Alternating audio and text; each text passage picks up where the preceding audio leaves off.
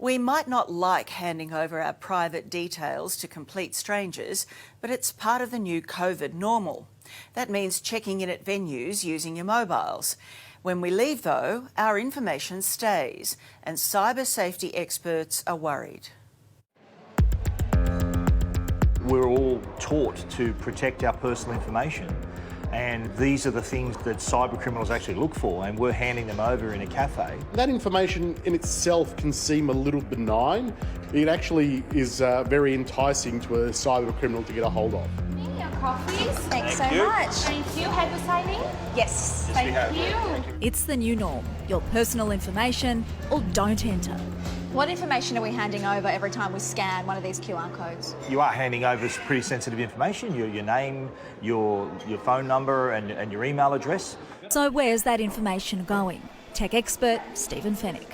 It doesn't take much to build up an identity, to steal your identity and do things like take out loans in your name or to even create a phone number or bank account in your name. So it's very important that that personal information is protected. Businesses in the hospitality industry are required to keep a record of all staff and patrons visiting their premises. And QR code check-in is one of the easiest ways to do that. It's just like a barcode with information that can be read by a smartphone camera. This is just for tracing purposes only, and anyone who does use that information to put you on a mailing list in the future, they're actually breaking the law. They can then target you with crafted messages or phone calls or emails to say, hey, you were at this cafe, you need to fill out this form now because there was a suspected outbreak, and actually trick the user into providing even more information for them to conduct identity theft in the future. Cybersecurity expert Nick Savides. So there's two main areas of risk. The first one is the system that is being used isn't very well designed or very well built. And this can often be the case because they were all sort of rushed to market to address this. But what I think is actually more likely is that the people using the systems don't secure them themselves. Venues are required to hold on to your information for a minimum of 28 days. Anyone who doesn't provide their details can be denied entry. No one else has access to that but me and my husband, so no one's information is going to be going anywhere. Debbie Colachico runs a number of cafes across Sydney.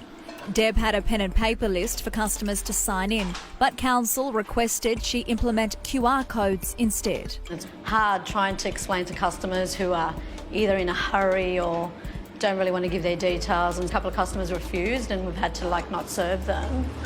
But most people, if you just explain it to them, they're pretty cool. And it's not just cafes and restaurants requesting patrons sign in. Here at Channel 9, every time we enter the building, we have to scan in and have our temperature taken. Hey, Sal.